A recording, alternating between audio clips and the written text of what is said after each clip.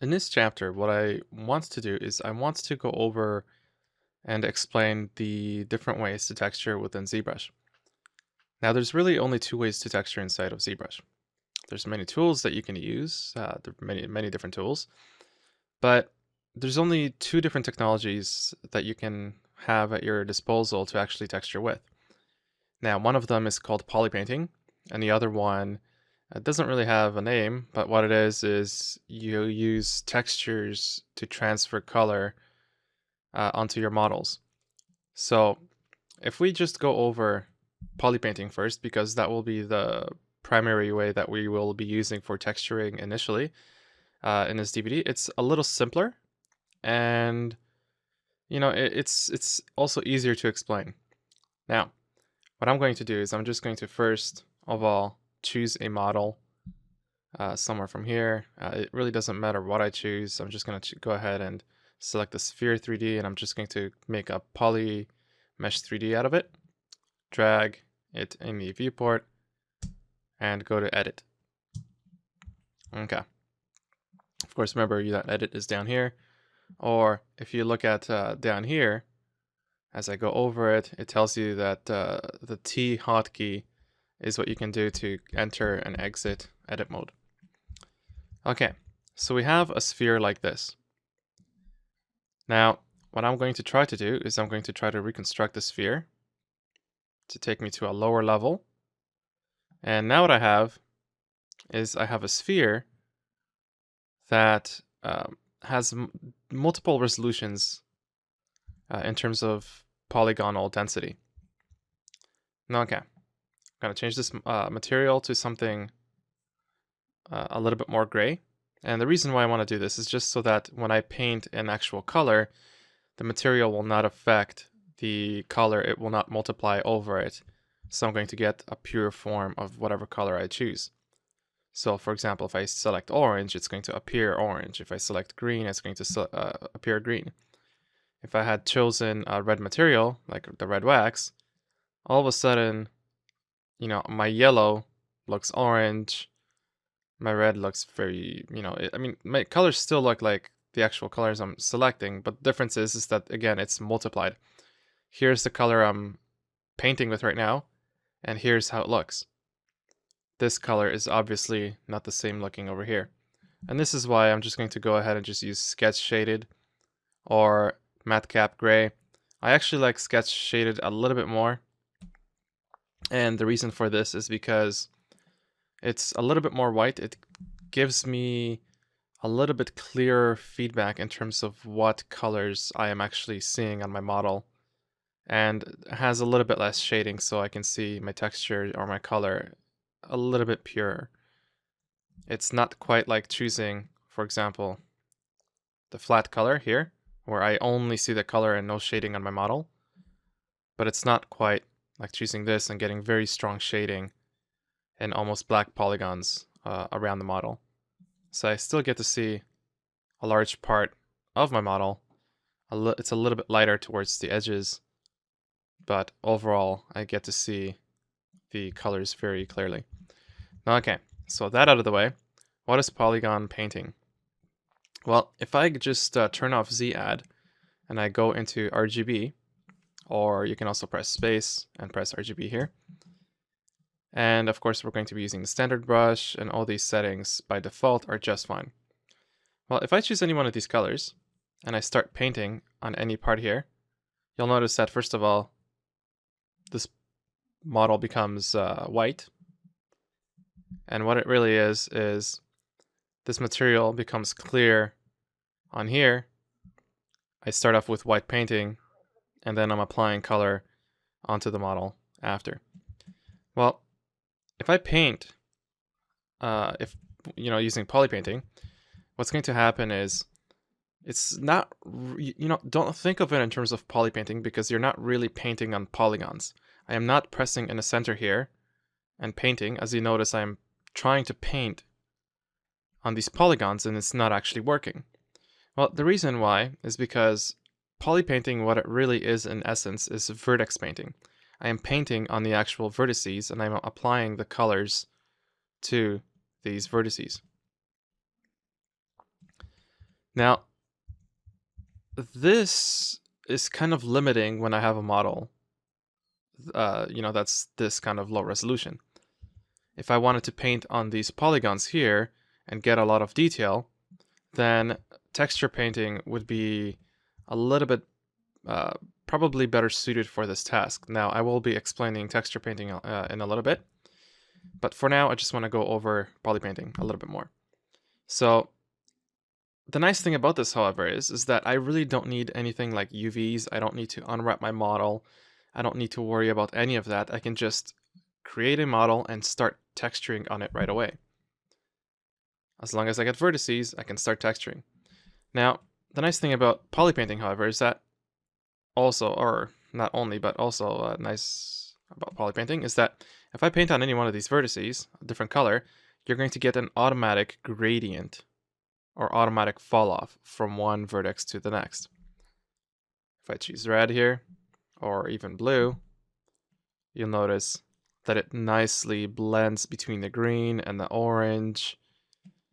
And overall, you just get a very nice, smooth result all the way in between. But again, the one limitation is that right now I can't paint in here. In order for me to be able to paint here, what I have to do is I have to go back into my geometry and I have to go ahead and increase my resolution. And now you'll notice that if I go ahead and paint here, I'm going to get a little bit more refinement, and now my gradient isn't as, it doesn't go from this vertex to that vertex, but now it goes from here to here, and then finally between these two vertices, I get the blend between green and blue. Well, let's go up a few divisions, all the way to 5, and maybe what I will do is I will go ahead and go into the material, first of all, and I'm going to get rid of my cavity transition under modifiers. And the reason why I want to do that is because right now it's detecting the edges and it's coloring them in, and I'm not really keen on the result that I'm getting here. Anyways, at level 5, we have enough geometry to start actually putting in some details, as you can see, like this. And this works out just fine. It's working a little bit better. I'm getting enough detail to start kind of, hinting at some shapes in my colors, and I can start defining some details on my model, but it's still not enough for me to really go in and paint some very finer details. If I was to, for example, change my stroke to a drag rectangle, and then my alpha to, I don't know, maybe a star, and I tried to paint this star across my model, my result would be like this. It's not very pretty. It doesn't exactly look like a star. I kind of see the hint of a star in there, but not exactly. What I will have to do is I will have to subdivide this model up until I get enough polygons to make this model a lot smoother. If I try this again, you'll notice that it's starting to look like a star all the more. If I zoom in a little bit though, you'll notice that it's still got this kind of faceting and, it just stepping, and I'm not really keen on that result just yet. Of course, if I go ahead and press polyframe, you'll notice that my polygons are this dense. If I go ahead and subdivide this once more to bring me to 500,000 polygons, and I try it again, you'll notice it's starting to look even smoother. I'm going to try smoothing it once again to give me 2 million polygons, and my result is starting to look smoother and smoother. This was my previous result, this is my new result, and you'll notice that there is still stepping, but it's a lot finer than it was before. Well, let me go up just once more to bring me to 8 million polygons, and let's see what happens. It's not perfect, but it's a lot better than all this stepping here.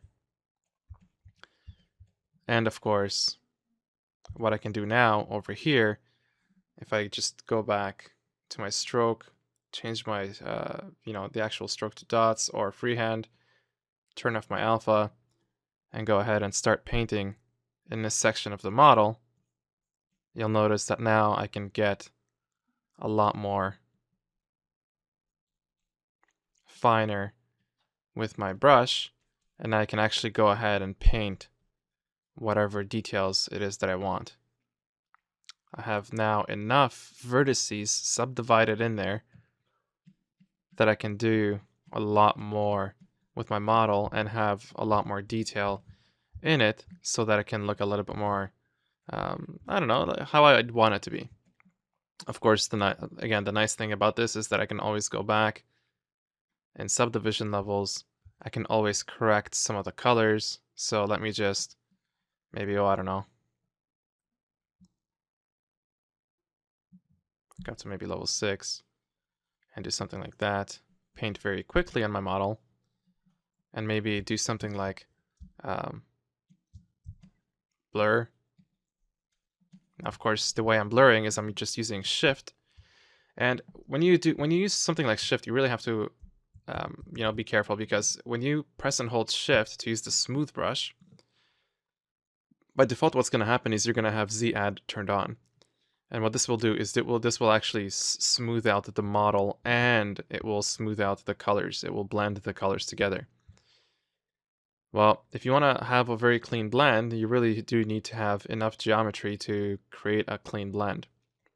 You probably don't want to be blending on the model when it's at subdivision 1 or 2, when you really have very few polygons. So when you press and hold Shift, you can very easily just get rid of Z add and just only work on RGB. So now I'm just going to go ahead and smooth out some of these colors and maybe keep this edge a little bit cleaner. Now, the reason why I say this is nice is because it lets me paint on multiple levels of my geometry and lets me almost work in the same way that I was working when I was modeling my character. Now, what I mean by that is, when I was modeling my character, I worked from a low resolution model to a higher resolution model to a higher and higher and higher, and I started adding more and more details. And of course, as I went higher in detail, the slower my processing became, and the slower ZBrush became.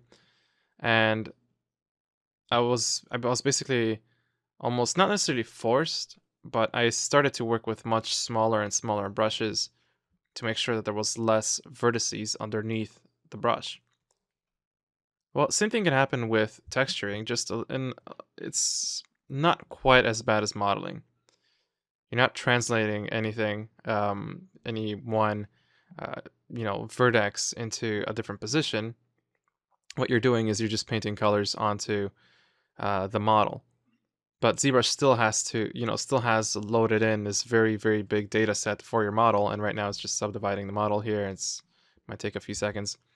But what I'm saying is that the more you have in your model, the longer it's going to take to paint. Now, not necessarily, because as you can see here, this is 8 million polygons, and it's not that bad. It's actually pretty good. My feedback is quite excellent, actually.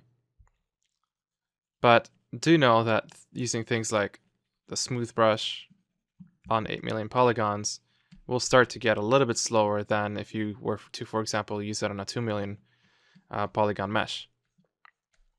Now, obviously, when you go up in subdivisions, you might get something like this, where you start getting some of these edges, and you start seeing, these really weird blends. So generally, what you want to do is you lay down a very basic foundation of color. You go up and up and up and up slowly, and not from subdivision 6 to 11.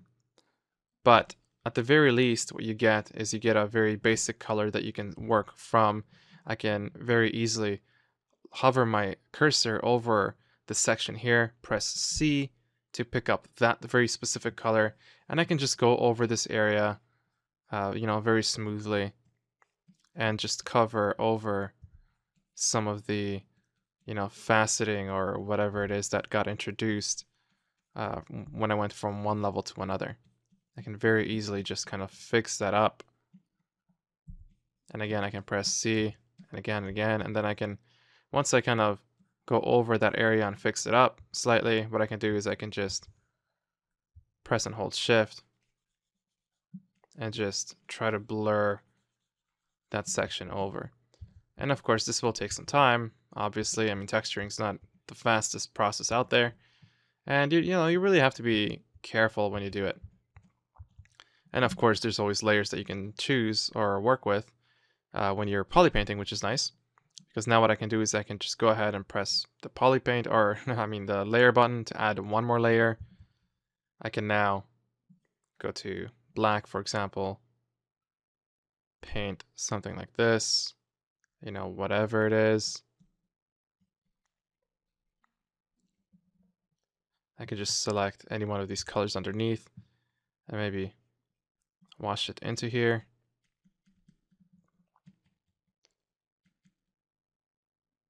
And then the nice power of layers is that I can turn down the opacity. And if we just wait a second, now you'll see that I've now blended this thing that I just drew into the model. I can adjust the opacity to be exactly what I want. And when I am done with this, what I can do is I can just go ahead and just press bake all, and now those colors are baked into the mesh. So this is one of the very nice things about polypainting. I think that's about all I wanted to mention as far as polypainting goes.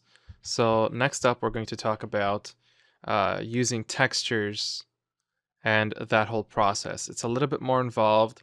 You can't just go ahead and start painting on your model as you see fit. You'll see what it is.